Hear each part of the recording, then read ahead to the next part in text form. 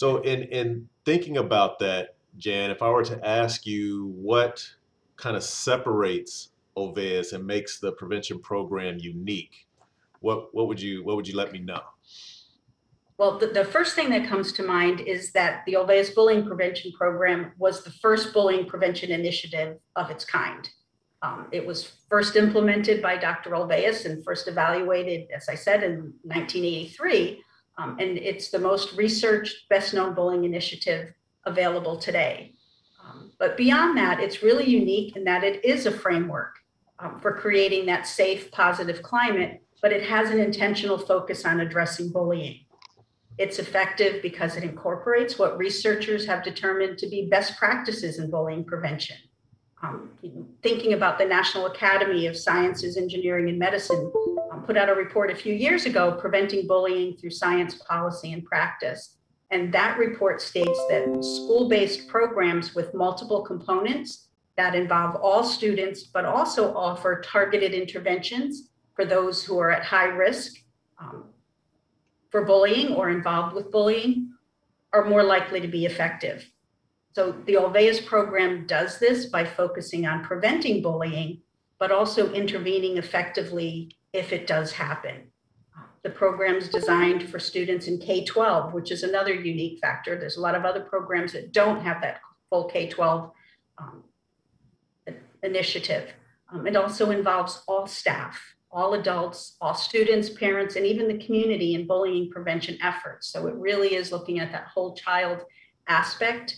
All students participate in most aspects of the program, while those who bully others or those who might be being bullied receive additional interventions. And then kind of as we've already mentioned, although it's traditionally a program for elementary, middle, and high schools, because it is that framework, the core components and the materials that go along with them can really be used in any setting that children and youth attend on a regular basis. And it can easily be successfully integrated with other universal prevention efforts, because we know that there's no one single program that addresses the entire scope of behavioral issues facing a school or a youth organization of any type. So being able to do that with this framework in a systemic way while maintaining fidelity to the program is really a key to success. So really helps make it a unique program that can fit really into any school setting. Yeah, that's why we like it so much. It's the flexibility of the framework. Daryl, come to you. You know, when she speaks framework, that's a word that uh, it gives us butterflies, right? As project managers, as system changers, as trying to institute and create culture in organizations, as helping schools get from their espoused values to values in use. So Daryl, you know, I'm well aware, but talk to our listeners and viewers about how that uniqueness and that framework aligns with, you know, another framework that we utilize.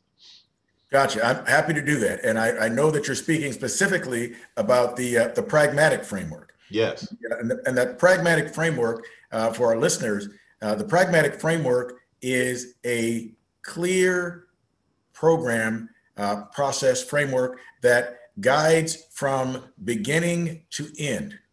That pragmatic framework, which was actually put together by Dr. Bill Fillmore with his work with AT&T, IBM, and it is part of the most researched framework when it comes to systems change in business that is available in the United States. When you read the IBM transformation, the AT&T transformation, it is the pragmatic framework that is guiding those transformations. And where did we see that those processes were followed to the T? Yes, the Olweus Bullying Prevention Program. So to see that the information and the processes that are outlined in this amazing bullying prevention program, that they aligned with the systems change efforts of the largest transformation in the world at that time, IBM and AT&T, we knew we were in the right spot. And then from an Adventist standpoint, our reality is that whether we're looking at the pragmatic framework, whether we're looking at the Olweus Bullying Prevention Program, the pieces that Jan just outlined. It reduces opportunity. It prevention of new incidents. It's a fully comprehensive program. Something that all Adventists are familiar with is the phrase great controversy. Mm-hmm.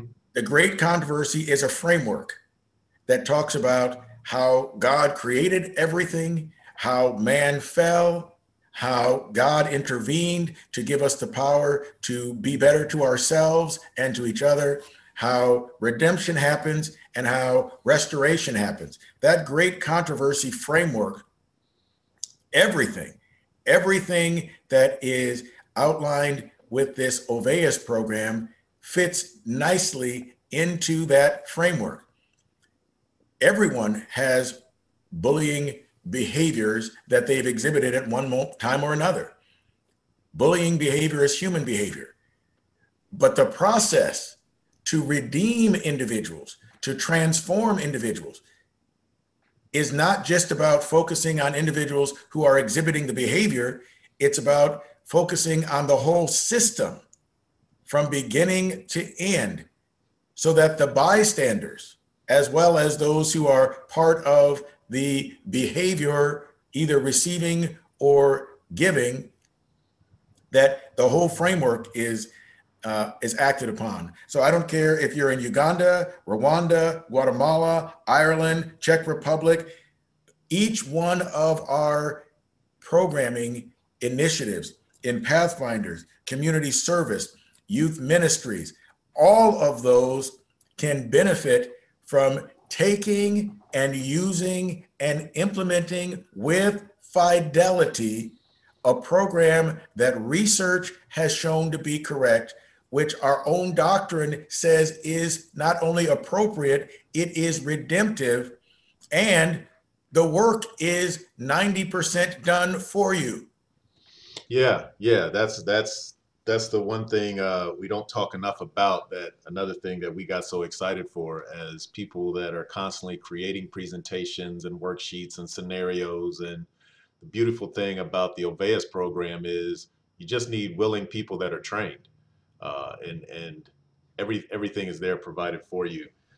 If you would just say that again into the mic, you just need, what was that? Willing people that are trained. Willing people that are trained.